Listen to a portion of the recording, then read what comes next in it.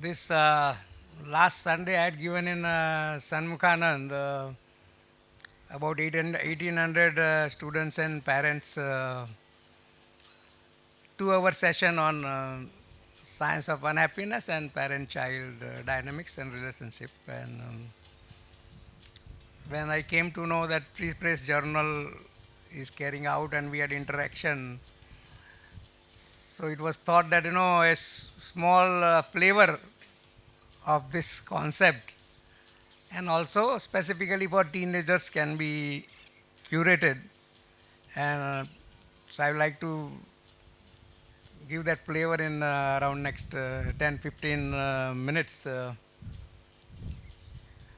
First of all, when anytime we say science of unhappiness, people are really surprised because there are so many books, everything is on happiness.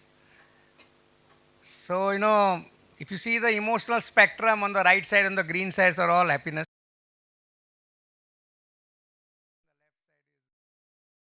uh, Frustration, irritation, hate, bitterness, anger. So my focus has been on that left side, on unhappiness related emotions. First reason was there is a curiosity. Once the basic needs are made, food, shelter, clothing, and if you add education and health, then why people should be unhappy? So that was the first curiosity. Second was why understand it? Even if we want to ignore unhappiness, our body and mind doesn't ignore it.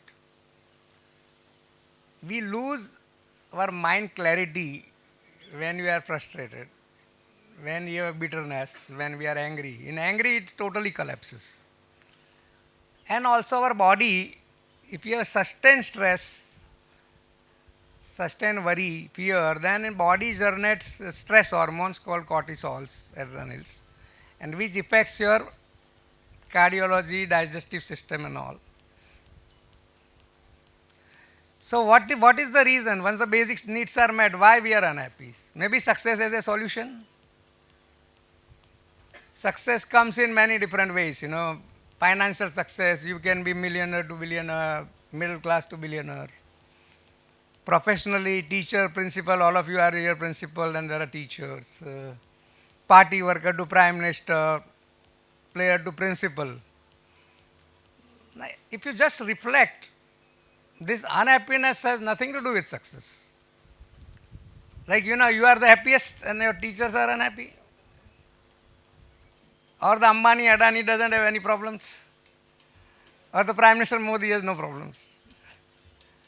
So success may bring you wealth, fame, power, everything, but success has nothing to do with unhappiness. It may have something to do with happiness. It will give you fame, it will give you money so that you can have physical wealth and experiences, but nothing to do with unhappiness. Absolutely nothing. Same person at the same success level under similar situation will behave differently. Some may be generally calm and some can be happy, unhappy. Why? That's a mystery. It's default emotional framework. So all this unhappiness, happiness, emotions are purely related to emotional framework, nothing to do with success. So how does actually it happens? All outside events, which are called external incidental cause, pure white, there's nothing to do. When it interacts with humans' default emotional framework, then the human emotions come in between unhappiness to happiness. So unhappiness part is called disturbance, then neutral, and then liking. So that is the process how the unhappiness originates, nothing to do with success.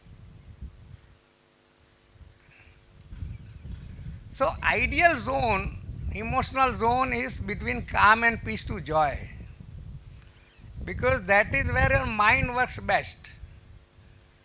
And your health actually best works when you are at a joyous. It is more than calm. If you are joyous, your physical energy and everything, works better. So ideal is peace to joy. Can anything be done about it?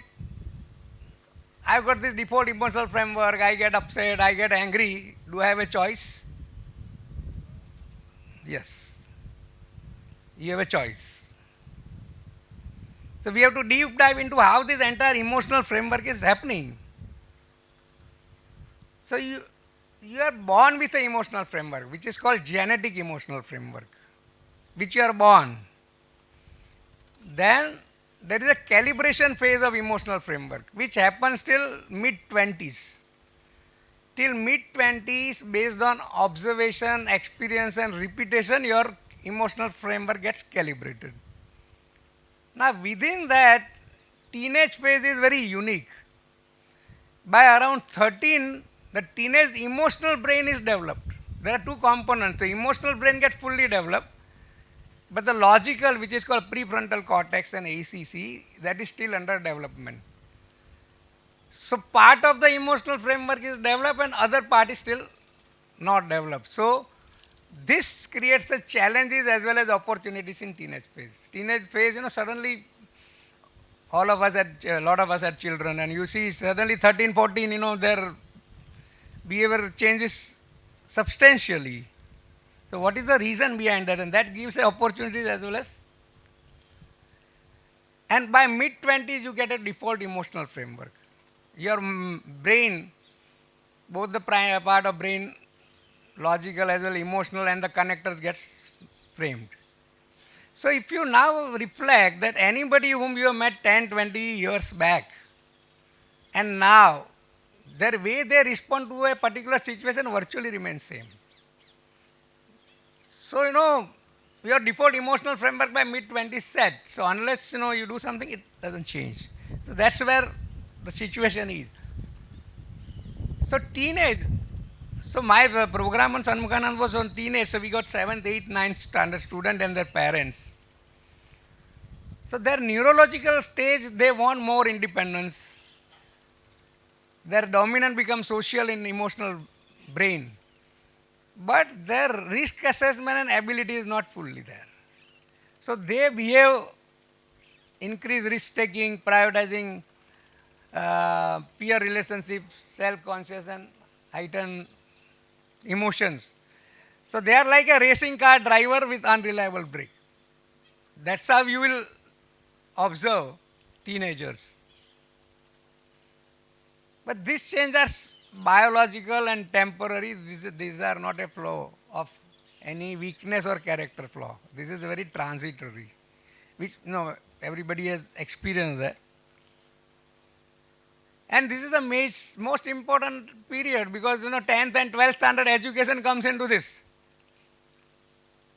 So once the teenagers and the parents and the teachers know that this is the situation, that's why this behavioral change is happening, then you can plan it better how to meet with these challenges. So parents has to now act as a off-field coach and guide and mentor rather than control. That control has to start going off and help children learn tackling outside challenges independently. And teenagers should accept that their parents are their biggest well-wisher. We had this session on Sunday. We got a today's feedback from their full page feedback. 8, 9 standard students have written. We are really surprised because this is my second session. And a lot of them are now writing. Now we are recollecting. Parents are our biggest well-wisher, and then they are really spending and accept that some guidance and limits are necessary for your own safety and not for control. So that is what students have to, the teenagers have to realize. So this is how you'll have to devise for the challenges which teenage period creates. Simultaneously, it creates an opportunity. Opportunity because, as earlier mentioned, that emotional is fully developed, but logically also it is sufficiently developed that they are capable of advanced thought and introspection and can engage in profound self-reflection. So this creates a golden window. Unique, it's a neurologically 13 to 25 is a very golden window where you can self-calibrate your emotional framework, which will then become default emotional framework later on in your life. So teenagers and parents should grab this opportunity fundamentally, because this is ultimately going to benefit throughout the life. But as such, after mid-20s also, your emotional framework can be recalibrated because there is a neuroplasticity in the brain. But after mid-20s, you need to make substantially more efforts. So all of us can also change, but afterwards much more deeper thoughts are required to counter our original default emotional framework. So it is possible to recalibrate, but it takes more effort. Now, but how do you do it? When something is possible, but there has to be some process. The process for recalibration and self-calibration is what I call DDC and ALM. Deal disturbance calmly, analyze, learn and move on. Deal disturbance calmly. When you are disturbed, take a pause for a few seconds and don't impulsively react to external triggers. Be thoughtful and then decide the response in your. Actually, human and animal major difference is that the animal immediately respond to external stimulus. And humans have that minor gap where it can wait and then decide on response. So that gap has to be utilized. And then you have to tell yourself what you are feeling. I am feeling angry, I am feeling upset. So it's a very paradoxically, neurologically, when you say you are angry or you are upset, your anger and upset goes down. Because your logical brain is telling that I am angry, I am upset. It is not feeding to the anger. It is getting detached. So that is what will help you to be calm down. So this is the process. Deal disturbance calmly. Here disturbance will be of so many types. Disruption of event, disgusting behavior, everything start with D actually. Second is ALM, analyze, learn and move on. Once your mind becomes calmer, then you can analyze much better.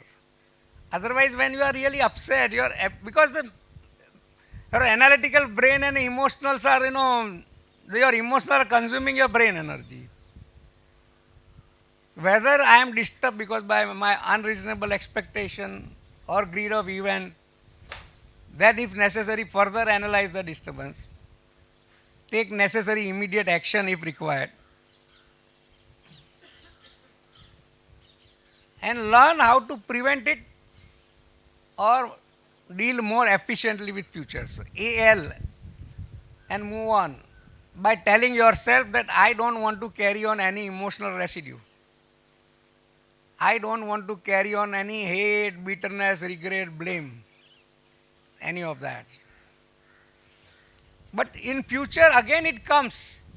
The hate, bitterness will continue to come. Then again you have to do the same thing. If you go on telling your brain, then it starts listening. That I am getting these emotions right now, but I don't want to carry it. It doesn't make sense.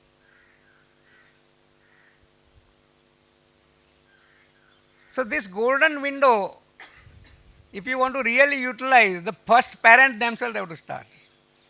Parents have to start deal disturbance calmly and analyze, learn and move on, especially when the teenager's behavior is a trigger. So when that teenager behavior is trigger, if they become calm down and listen to them and then react, that is the one way your relationship will immediately start getting better, and the teenager also can understand that this is how it can be done. And message for student is strong emotion are biological, feeling intense is not being weak. emotional resilience is a skill which can be developed. So emotional resilience is that how fast you can overcome after you are upset or frustrated or anger without carrying any emotional baggage. That is called emotional resilience. There is nothing wrong to have the emotions, but how fast you are able to come out of it, become calm, and you are able to learn. So that is emotional resilience. So this is a skill that our human brain is allows us to develop this skill. Being calm and ability to work under disturbance is a very important skill for better progress in any career. I am running an 8,000 crore company with 5,000 crore export and market cap of 16,000 crore. And I got so many executives, CXO, CEO also. So one important competency which is required to go at a higher level where the responsibilities are much more, the disturbances are also more. So ability to handle those disturbances is a very important competency. If you go through any competency framework of McKinsey, Korn Ferry, anybody, one of the important requirement is ability how is you are able to deal the disturbance. So even if your student or children is a very brilliant engineer, he will get a good job in the beginning. But ultimately in the career, if the emotional resilience is not there, you will get stuck. But just like physical fitness needs regular practice, regular exercise, emotional resilience also needs regular practice. You cannot become physically fit by reading a book. You have to really do the exercise. So if you want to be emotionally resilient, from whatever default emotional framework you are, and if you want to increase your emotional resilience, you have to work on it. You have to work by following DDC and ALM. Deal disturbance calmly, analyze, learn, and move on. Or at the end of the day, you reflect on disturbances. What are the disturbances which made you upset? What are the reasons which made you hate somebody? What are the things which made you angry? And then go into deep. Fundamentally, greed and pride are the major problem. Greed oblique expectation.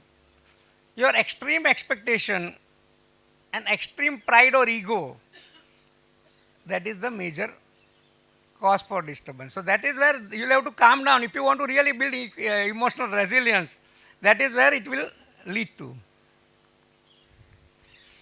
So self-efforts and parents, teachers, assistants to develop emotional resilience in golden window will pay off throughout the life for the student. It will be one of the best gifts of the parent and school to the students. Because all their education, whatever marks they get, ultimately if this skill is not developed, that's why I have defined this as a golden window, 13 to 25.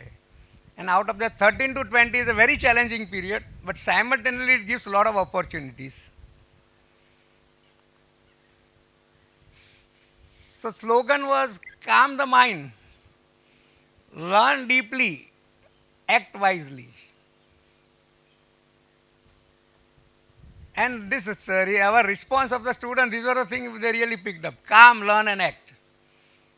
Try to calm down, then learn deeply and act wisely. That will bring you peace, joy and growth in life.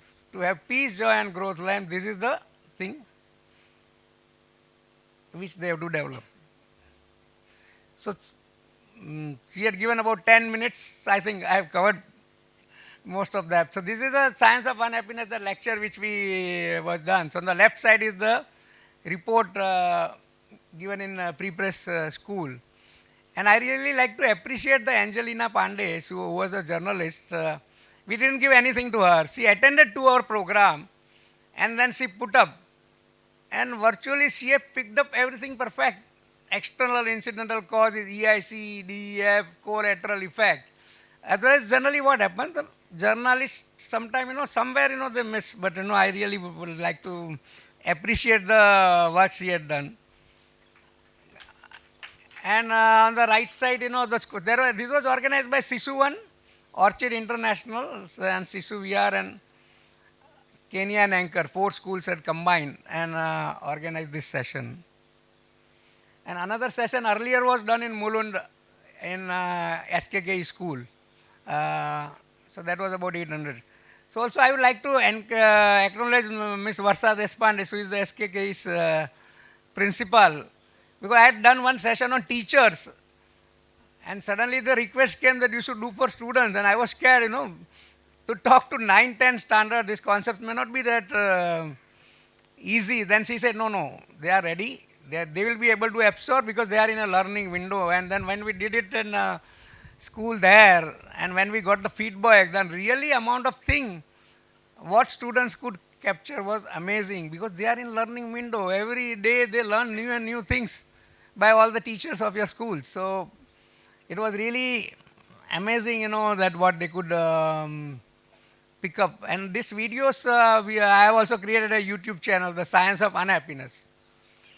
And these videos of earlier session is already on the video, which was done in November. And this, what we did in this Sunday, maybe next week we'll have on the YouTube, it is available to everyone for, to look. But overall, the way it is coming out, the teenage phase has a lot of challenges, but it gives a lot of opportunities. And it is the responsibility of educators and parents together to give this best gift what they can give it to the teenagers. Thank you.